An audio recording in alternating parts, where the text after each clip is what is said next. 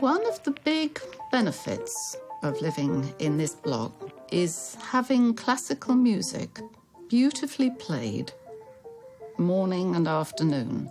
In fact, I know people who have been used to standing outside the building in the street listening to her and just admiring her playing. And she still plays every day. To the residents of this small apartment building in North London, Alice Summer is the lady in number 6.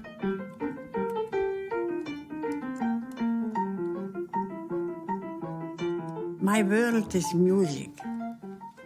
I am not interested in anything else.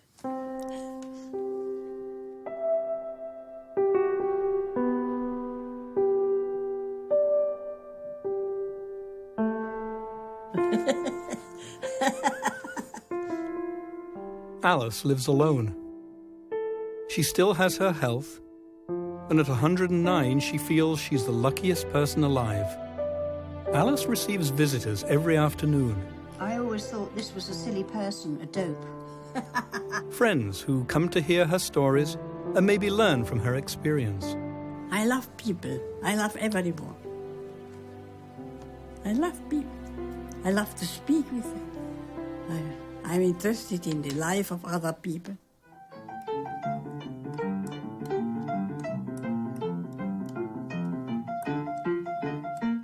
Mostly I start to play at 10 o'clock. And when the people in the house listen to my playing, now it's 10 o'clock, she plays.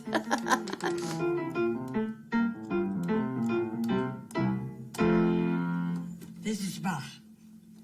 I am full of joy.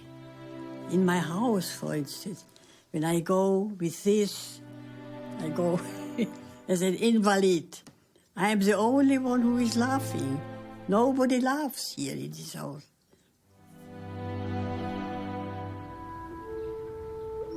Alice was born in Prague in 1903. She grew up amongst many of the foremost creative minds of the day. Mahler and Kafka were family friends. When I was 10 years old, my mother took me to a concert, the first performance of the Second Symphony of Mahler. It was in Vienna, and Mahler was sitting there, and my mother went to him, and they spoke together. So I spoke actually a little bit with Gustav Mahler. As a young girl, she'd be asked to play the piano for famous artists who'd stop by to visit her parents. Franz Kafka. He was a friend of my mother, I can say. She spoke with him for hours, asking him what he's writing, what he's loving. He was our friend. And sometimes he took myself and my twin sister, and we went for walks. He told us stories which I'd forgot, but I remember the atmosphere. Made a deep impression. My opinion is what we learn in school, it is important. But much more important is the atmosphere, intellectual atmosphere of your parents in your home. This goes with you till your end.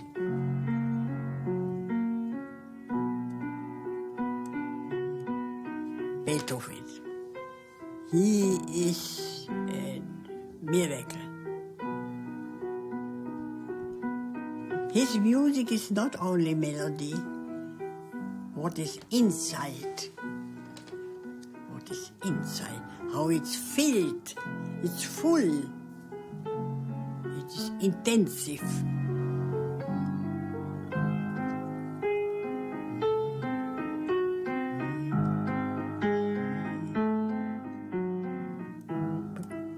Phenomenal. Inspired by her musical heroes, Alice decided on a concert career. She sought out the legendary pianist Arthur Schnabel. Had she made the right choice? I wanted to know his opinion about my level. And I played to him and he said, you can't learn with me, you can't learn anything else. Alice's life became a whirlwind of rehearsals and concerts. Then one day, a particular violinist caught her eye. Leopold. we called him Butzi. He was an extraordinary violinist, and he knew languages perfect, and everything he knew. I was in love with his knowledge. We married in 1937, and I told to my husband, now we are married in the evening when we came home. Now we are married. In the moment when you will find another woman who you like more, we stay friends. It's okay. There are thousands and thousands of beautiful women in the world.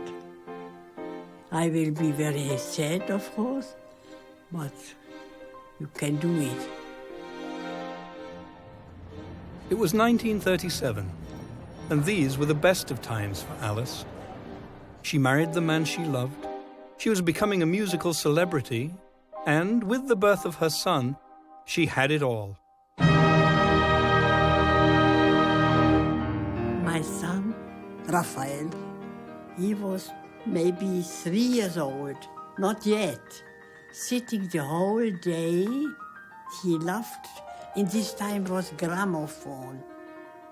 And suddenly it comes to an enormous fortissimo. And the boy, he was 3 years old, started to cry. And I asked, why do you cry? The music is so beautiful. Oh, it's perfect.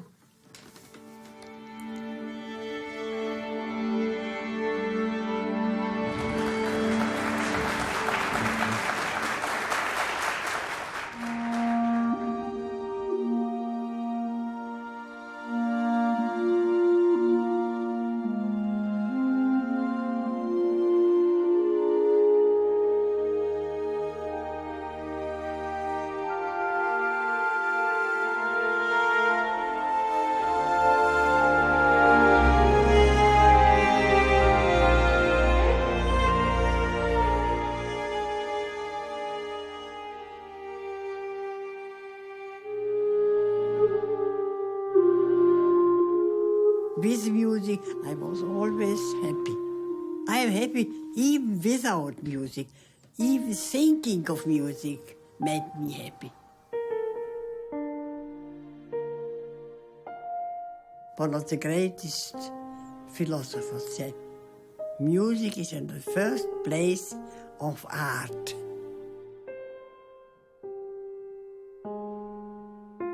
It brings us on an island with peace, beauty, and love.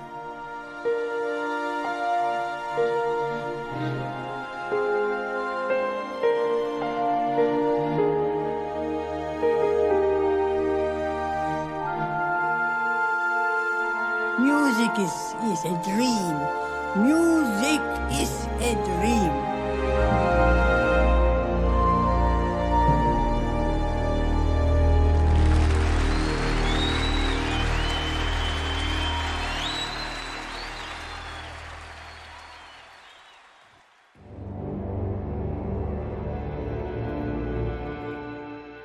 Alice had been living her dream until it came time for everyone's dreams to end. Here is my best friend, born as well in Prague, and brought up in Prague and so on. Let her speak about it. The day was 15th of March 1939. It was a Wednesday. My father was calling us, we were 3 children, about 6 o'clock in the morning, in an excited voice which was rare for him. Come, children, come quickly to the window. It was like an earthquake. Thousands of German motorcycles with iron helmets rumbled through for hours.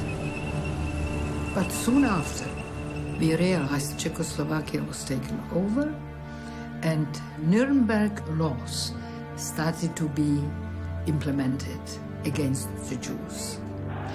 My father had to sign off his whole business, that he's giving it away out of free will. The radios have been confiscated, domestic animals have been confiscated, my dog. How do you explain it to the dog? There is a German invasion and he has to go with them and can't stay at home. You know, these are the little details in life that are so difficult. Every day, the Jews of Prague endured new humiliations. Even Alice's daily walk in the park with Rafi was forbidden. For mothers it was very difficult, but I played. Even on pain of death. To the Nazis, music was a luxury for non-Jews only. So Alice's beloved concert ground had been taken away. But in an act of quiet resistance, she hid her tiny piccolo piano. To Alice, being able to play meant everything, even at the risk of betrayal. In my house were living 4 Nazi families. I believe my boy was playing with their boy in the street. They were good friends. In any case, I played a lot at this time. And once the woman who take care of our house came and said to me, Mrs. Sommer, Mr. Hermann, the name of this German man, asked me, suddenly you didn't play. Why? He asked me whether you are already deported. He told me he loved your playing. In this time, I didn't play, but when she said he loved it, I was already sitting. But before our deportation, he came. Frau Sommer, they will send you away. It's difficult to find the right words for me. I was sitting for hours and hours and listening and enjoyed your playing. I thank you from the bottom of my heart. You helped us to get over the hard time we went through as a German. While the whole world went mad around her, Alice could still see the humanity in individual Germans, though she and her people had become officially less than human. One by one, everyone in her life, every Jew in Prague was being taken away. My father, when the Gestapo came to arrest him, he was standing at the door in his coat with his hat in his hand, looked us over, it was dinner time, and said only these words, just stay calm. Remember, calmness is strength. And they pushed him out, and that was the end. And this sentence sort of stayed with me. And it works. It is true, calmness is strength. My mother was sent away. And I was, till her last moment, with her. very hard for me, for her. We didn't know about where they were sent away. We didn't know what will happen with them. It was a hard time.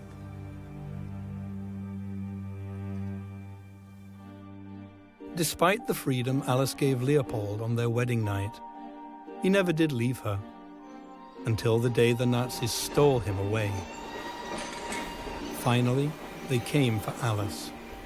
She was 39 when she and her little boy Raffi arrived in the strangest place in the entire concentration camp system, Theresienstadt, a feeder camp for Auschwitz, where Jewish celebrities and intellectuals were used by the Nazis for propaganda purposes. These images were filmed to show the world how well the Jews of Europe were being treated. Starving prisoners were allowed to compose and give concerts. I knew that we will play. And I was thinking, when we can play, it can't be so terrible. The music.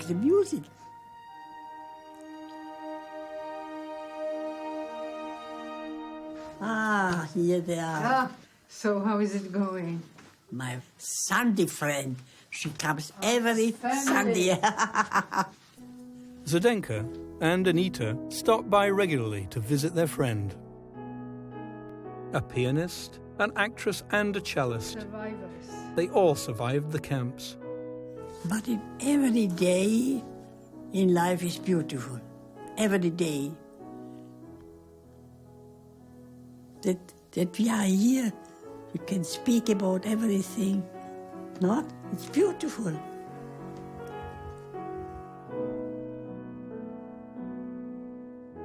In Theresienstadt, Alice played over 100 concerts, performing all of Chopin's etudes from memory.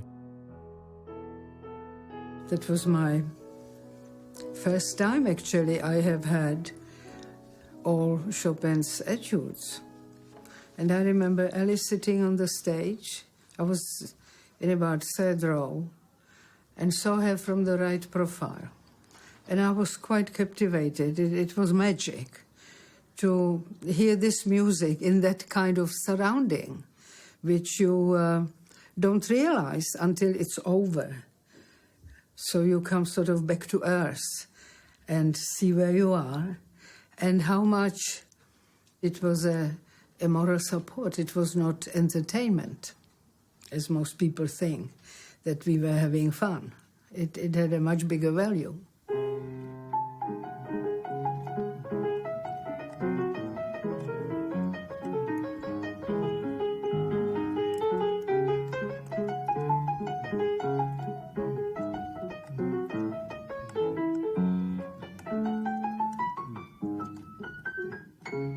I felt that this is the only thing which helps me to have hope. It is sort of religion, actually. Music is God.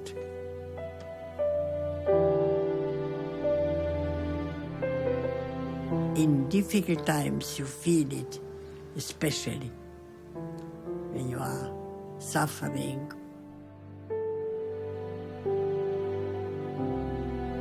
Alice's faith in music was an inspiration to her son, Raffi. He sang in Theresienstadt's children's opera Brundibar. And, sustained by his mother's natural optimism, he too survived. We are sleeping on a mattress. He felt my body. When a child is near to the mother, everything can happen. He is not afraid. It gives him a security. And I was always laughing. Even there I was laughing.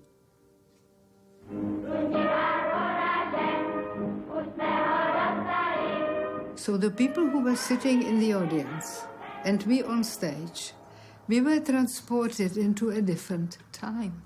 The time before, when we lived in a normal civilized life, civilized world, and hoping and being convinced that the war will soon finish and we'll go back home and it will go on. But of course, what we knew later, the Germans knew full well that we are sentenced to death and thought, let them play, let them laugh. The laughter will soon vanish from their face. And we were dancing under the gallows. There were beautiful moments there. I knew that even in this very difficult situation, there are beautiful moments. It doesn't exist anything in our world only bad. Even the bad is beautiful, I would say. Even the bad is beautiful. When you know where to look for. It has to be.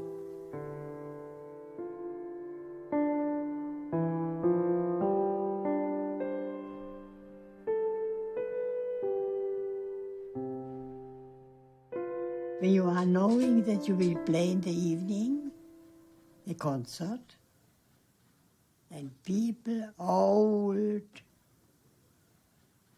terribly ill people came to this concert and became young.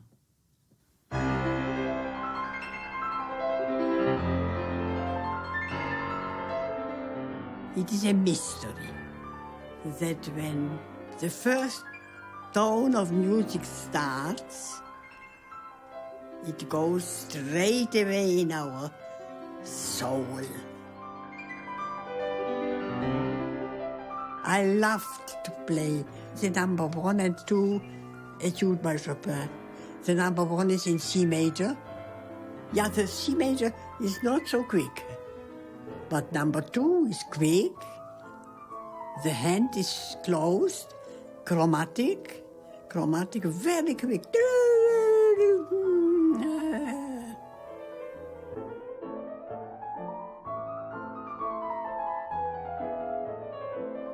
But it wasn't just the prisoners who drew strength from Alice's music.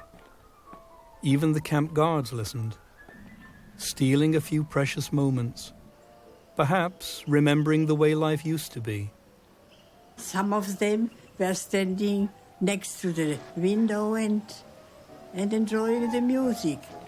Afterwards, one of them told me, "We always are standing here and listening to your music."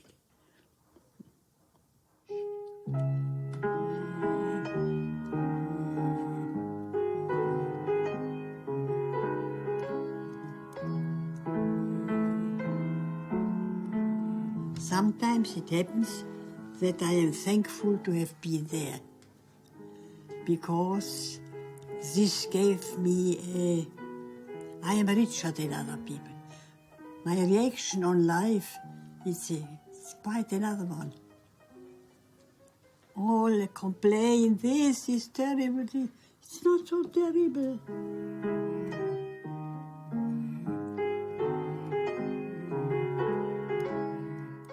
My father always used to say the very wise words, put as much as you can into your heads, because that's something nobody can take away from you. And I think that is so very, very true. And I think this is where music comes in, the importance of music, because you can actually have music in your head without anybody knowing it is happening. You can actually go into another world, which is a lot nicer than the world we're actually living in.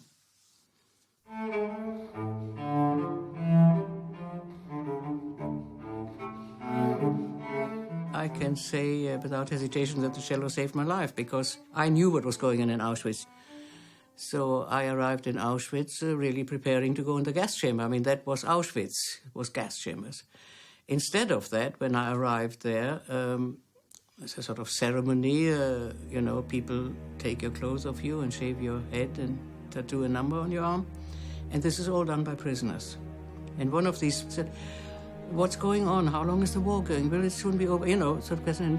What's your name and where do you come from and what did you do before you were arrested? And like an idiot, I said, I used to play the cello. I mean, you know, really ridiculous thing to say.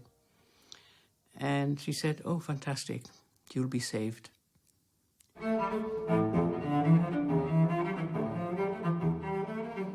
So I became a member of this orchestra, which was completely life-saving because as long as they wanted music, they couldn't put us in the gas chamber. I mean, you know, there's a certain amount of logic in the Germans.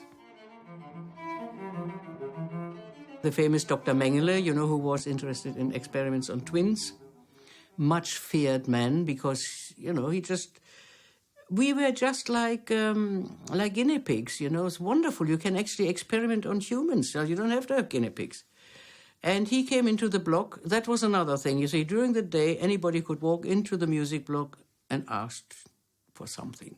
We didn't just play marches. We played all sorts of what were pop songs in those days and arias from operettas. And he wanted to hear the Träumerei by Schumann, and that was on my repertoire. So I played the Träumerei by Schumann to Dr. Mengele. Completely ludicrous situation. God knows what he's just been doing before he came in and wanted to hear the Träumerei, to destroy himself a bit.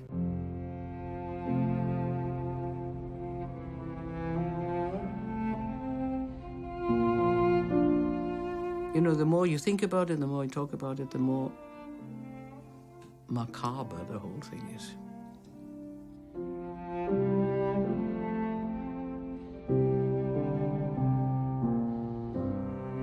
I think most people, when they hear the word Holocaust, see only two things: gas chambers and the number of 6 million and nothing in between.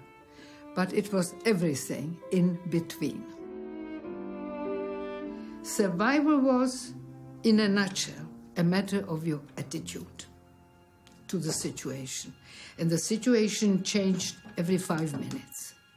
And even when it was at the end, Bergen-Belsen, I was lying, dying amongst 300 corpses. Nobody took them out. And the rest looked like corpses, were still breathing. It never occurred to me that I could be one of them. Never.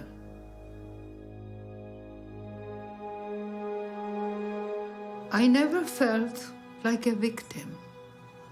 I felt more like an observer. I felt it has nothing to do with me. I just happen to be here, and I have to take it as it comes. Survival is a very complex matter. You don't learn it. It comes to you spontaneously.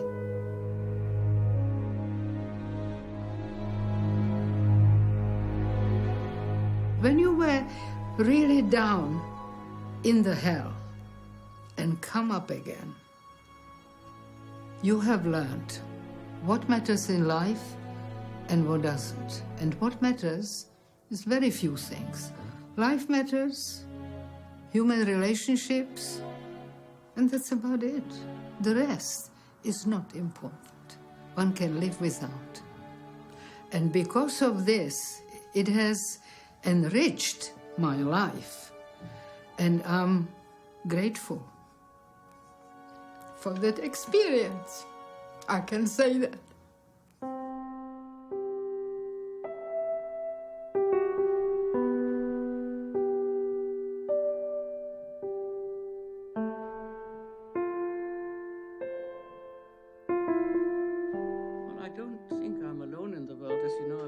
Of grandchildren, you know, any trouble, you go to grandma.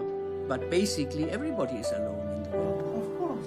In the end, we are all alone. We are born alone, we die alone. I mean, and I feel if during the lifetime we find somebody who can walk with us part of the way, then we are already lucky. Very lucky. Until it comes to a crossroad, then he's gone. So one should be grateful for the time that that person was with you, walking with you, part of the life, and say thank you.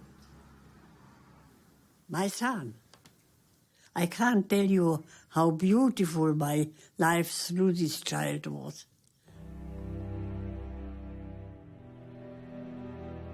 After the war, Alice and Raffi left Europe for Israel, where he followed his mother's example, making his career in music. For almost 50 years, celebrated cellist Raphael Sommer performed all around the world. He had a concert in Israel on Tuesday. In the evening he didn't feel well, so they took him into the hospital. They gave him an anesthesia, you know what it is, and he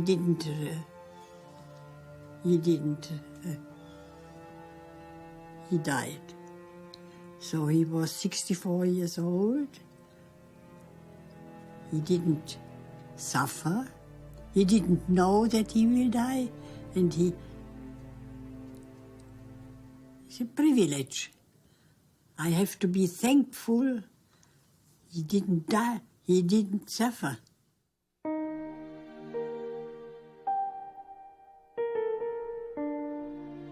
He didn't know what it is to be old. In this age, you are not yet old. 64.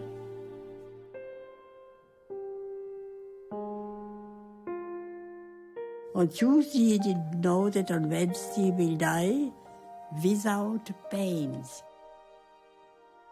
This is the greatest miracle and privilege, and I am thankful every day, 100 times.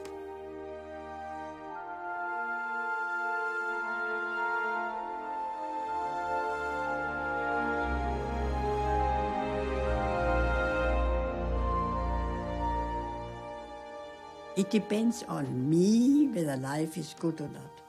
On me. Not on life, on me. Everything is good and bad. I look at the good side.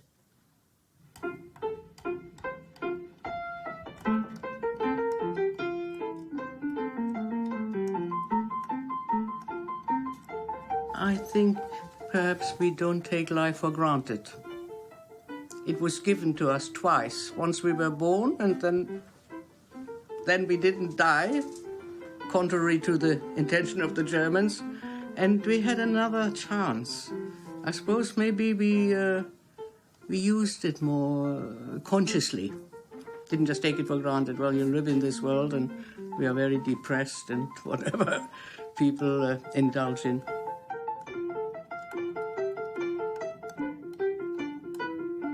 Even today, Alice relentlessly practices the music that she loves. After a century at the keyboard, she's still searching for perfection. Without work, you can't achieve anything. Millions and millions of hours working on what you love. When you love something, work and work and work and work and work.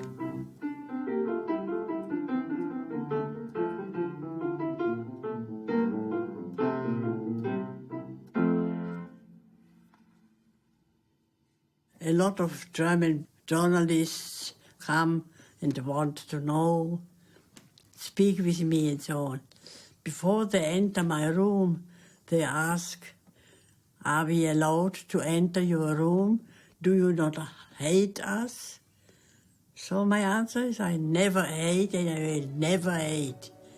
Hatred brings only hatred.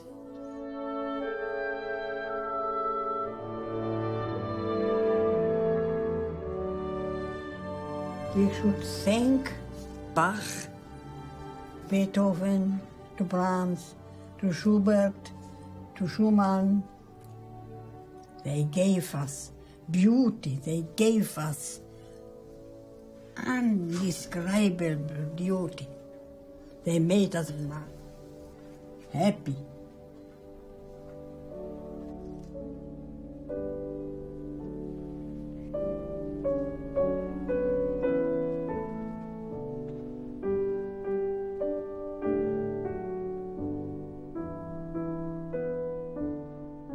The remarkable Alice Sommer. At 109, the oldest Holocaust survivor in the world. Only when we are so old, only we are aware of the beauty of life.